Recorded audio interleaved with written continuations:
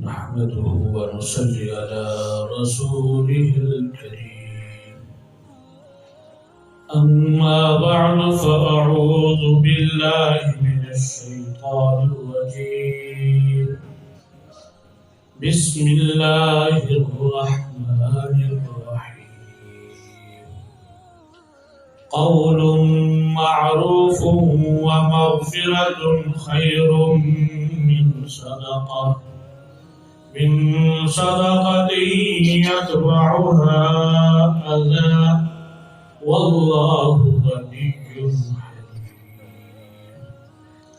يا أيها الذين آمنوا لا تبطلوا صدقاتكم بالمن والأذى كالذي ينفق ماله رئاء الناس ولا يؤمن بالله واليوم الآخر فمثله كمثل صفوان عليه تراب فأصابه وابل فتركه صلدا لا يقدرون على شيء مما كسبوا والله لا يهدي القوم الكافرين.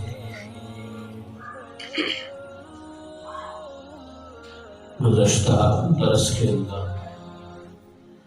انفاق فی سبیل اللہ کے اوپر گفتگو ہے. اللہ کے راستے میں خرچ کرنا بہت فضائل کا حامل ہے،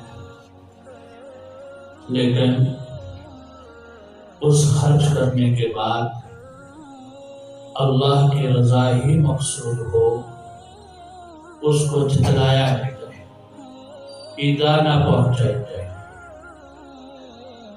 اسی کو آگے بیان کرتے اللہ رب العزت فرماتے ہیں قول معروف ومغفرۃ خیر من صدق یتبعها اذی.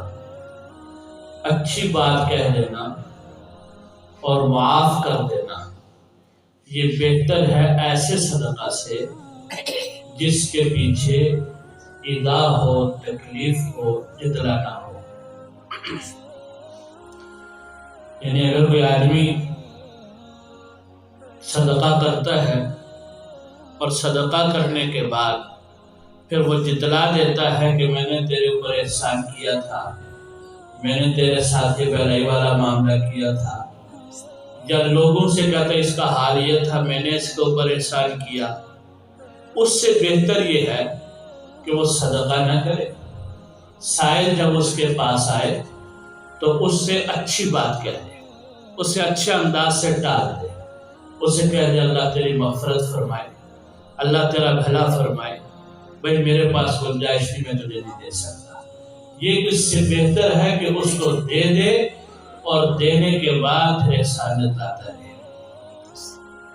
آگے فرمایا یا ایھا الذین آمنوا لا تبطلوا صدقاتکم بالمن والاذی.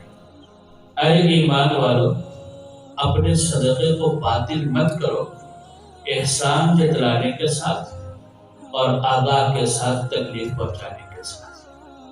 اگر تم نے صدقہ کر دیا اور پھر اس صدقے کے بعد احسان جتلا دیا تو وہ صدقہ باطل ہو گیا، اس کا ثواب باقی نہ رہا. آگے اللہ رب العزت مثال سے اس کو سمجھا رہے ہیں کالذی ينفق مالہ رئاء الناس. یہ بھی اس شخص کی طرح ہے جو اپنا مال لوگوں کے دکھلاوے کے لیے خرچ کرتا ہے. چنانچہ روز قیامت جن لوگوں کو سب سے پہلے جہنم میں پھینکا جائے گا ان میں اس سخی کا تذکرہ بھی ہے جو بہت زیادہ سخاوت کرتا ہے. اللہ روز قیامت اسے بلائیں گے، پوچھیں گے تجھے مال دیا تھا تو نے کیا کیا؟ وہ کہے گا یا اللہ آپ نے مال دیا تھا، میں نے آپ کے راستے میں خوب خرچ کیا تاکہ آپ راضی ہو. اللہ فرمائیں گے نہیں، تو جھوٹ کہتا ہے، تو نے اس کو اس لیے خرچ کیا کہ لوگ مجھے سخی کہیں اور تجھے سخی کہا جاتا اور اسے منہ کے بل گھسیٹ کر جہنم کے اندر پھینک دیا جائے گا. تو دکھلاوا ایک ایسا وبال ہے روز قیامت اللہ جل شانہ ایسے لوگوں کو بلائیں گے اور انہیں کہیں گے جن کے لیے تم نے اعمال کیے ہیں جاؤ ان سے اپنے اعمال کا بدلہ لے لو، میرے ہاں تمہارے پاس کوئی حق نہیں۔ اللہ ہم سب کو دکھلاوے سے محفوظ رکھے۔ جب بھی خرچ کرنا ہو تو اللہ کی رضا جوئی کے لیے خرچ کرنا ہو۔ تو فرمایا کہ ان کی مثال ان کی طرح ہے جو لوگوں کے دکھلاوے کے لیے خرچ کرتے ہیں، وَلَا يُؤْمِنُ بِاللَّهِ وَالْيَوْمِ الْآخِرِ، وہ اللہ اور آخرت پر یقین نہیں رکھتے، فَمَثَلُهُ كَمَثَلِ صَفْوَانٍ عَلَيْهِ تُرَابٌ، ان کی مثال اس چٹان کی طرح ہے جس کے اوپر کچھ مٹی پڑی ہوئی ہے، فَأَصَابَهُ وَابِلٌ، بس اس کو تیز بارش آتی ہے، فَتَرَكَهُ صَلْدًا، تو اس کو صاف کر کے چھوڑ دیتی ہے۔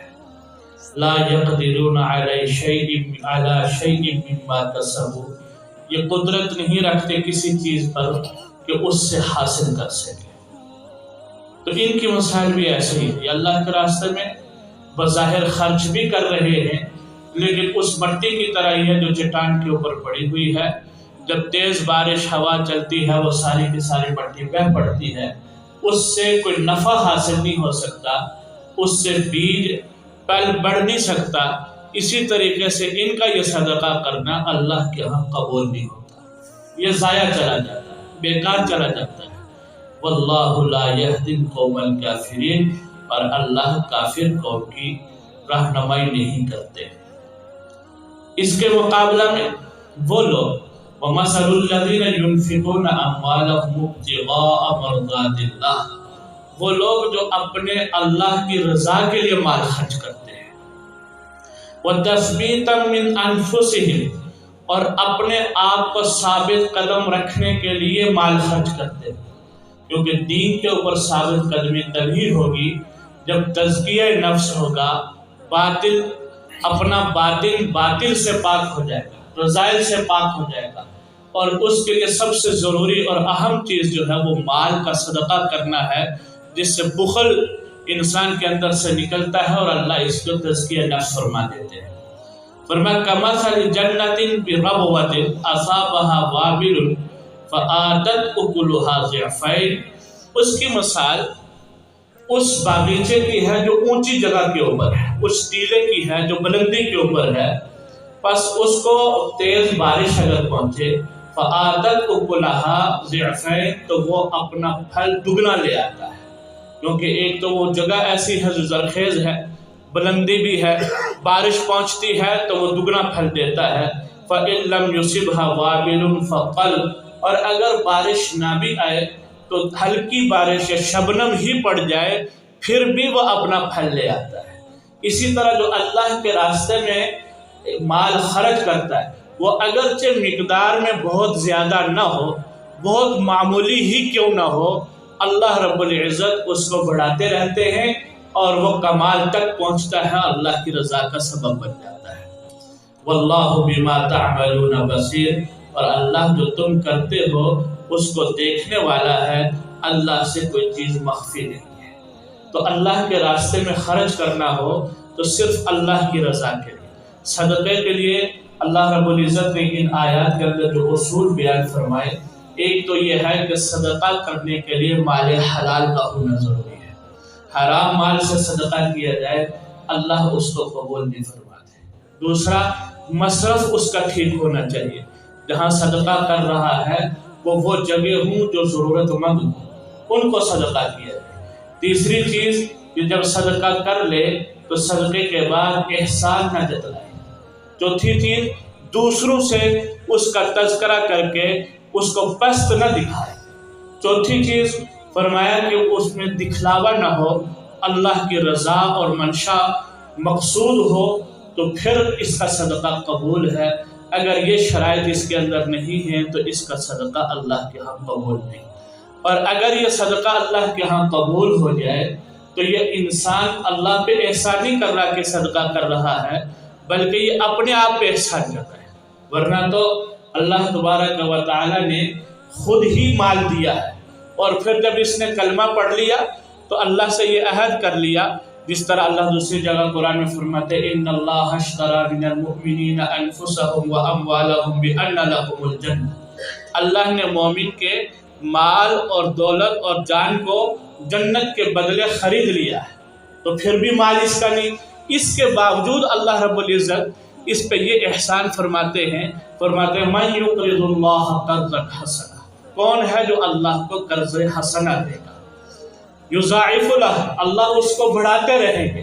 تو اللہ اس کو اپنے لیے قرض کہتے ہیں کہ یہ بندہ جو خرچ کر رہا ہے میرے بندے کے اوپر کر رہا ہے اور میرے کہنے کی وجہ سے کر رہا ہے اور ثواب کی امید سے کر رہا ہے، تو یہ میرے بندے کو نہیں دے رہا بلکہ یہ مجھے دے رہا ہے، اور میں اللہ اس کو اپنے لیے قرض سمجھتا ہوں۔ اور قرض کبھی رکھا نہیں جاتا، قرض ضرور واپس دیا جاتا ہے، لوٹایا جاتا ہے، اللہ اس کو پھر بڑھا چڑھا کر واپس دیتے ہیں۔ صحابہ کرام رضوان اللہ مجمعین کی صفات یہ تھی کہ جب وہ کوئی نیکی کی بات سنتے تو فوراً اس کے اوپر عمل کرتے۔ ایک واقعہ عرض کروں گا، حضرت ابو دحدہ رضی اللہ تعالی عنہ کا۔ ایک مرتبہ حضور صلی اللہ علیہ وسلم مسجد نبی میں تشریف فرما تھے، تو ایک آدمی آیا جو یتیم تھا، اور اس نے آ کر کہا کہ میں نے اپنے باغیچے کے گرد ایک دیوار بنائی اور اس دیوار کے اندر میرے فلاں پڑوسی کا ایک کھجور کا درخت آ رہا ہے، میں نے اسے یہ کہا کہ تم یہ درخت مجھے ہدیہ کر دو، یا اگر تم ہدیہ نہیں کرتے تو مجھے فروخت کر دو تاکہ میری دیوار سیدھی ہو جائے، لیکن نہ یہ ہدیہ کرنے کے لیے تیار ہے نہ بیچنے کے لیے تیار ہے۔ آپ صلی اللہ علیہ وسلم اسے سمجھائیے کہ ان دونوں میں سے کسی ایک بات پہ راضی ہے۔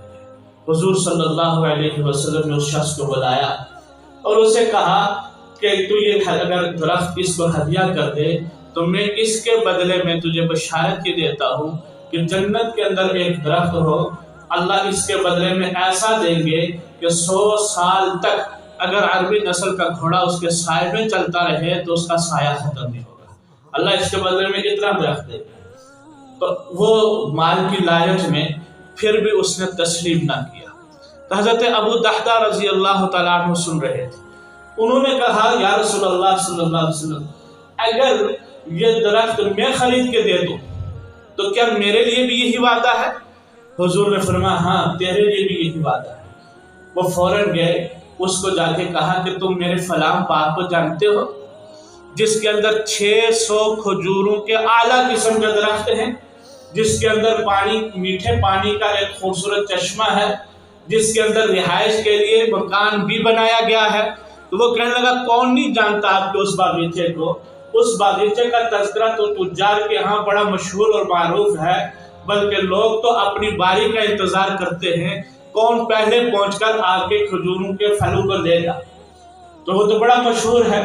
کہنے لگا اچھا پھر میرے ساتھ یہ سودا کر، یہ 600 کھجوروں والا باغ تو لے لے اور وہ ایک درخت مجھے دے۔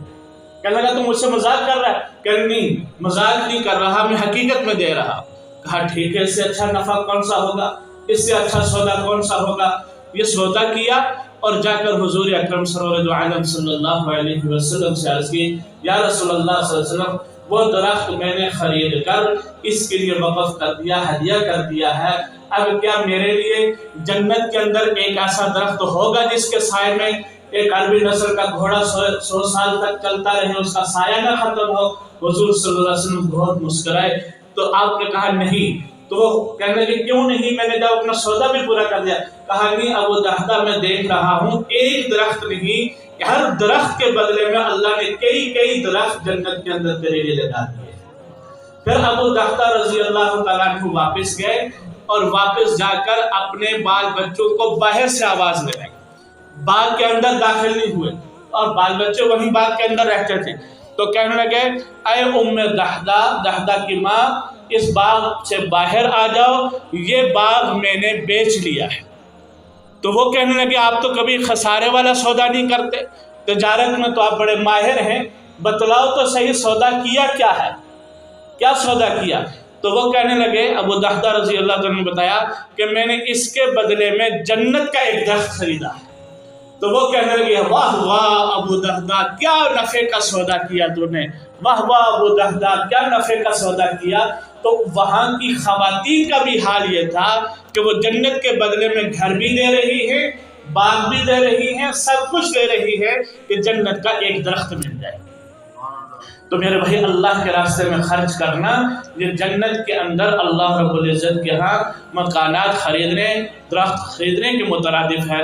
اللہ جل شانہ سے دعا ہے اللہ ہمیں اس کی توفیق نصیب فرمائے۔ وآخر دعوانا ان الحمد للہ رب العالمین، آمین۔ الحمد للہ رب العالمین والصلاة والسلام علی سید الانبیاء والمرسلین۔ اللهم أعنا على ذكرك وشكرك وحسن عبادتك، اللهم رب اغفر وارحم وتجاوز ما تعلم، أنت الأعز والأكرم، اللهم إنا نستغفرك ونتوب إليك، اللهم إنا نستغفرك ونتوب إليك ونسألك الجنة ونعوذ بك من النار، اللهم اغفر لنا ولأبوينا ولأساتذتنا ولكل مسلم الأحياء والأموات، صلى الله تعالى على خير خلقه محمد وآله وصحبه أجمعين برحمته۔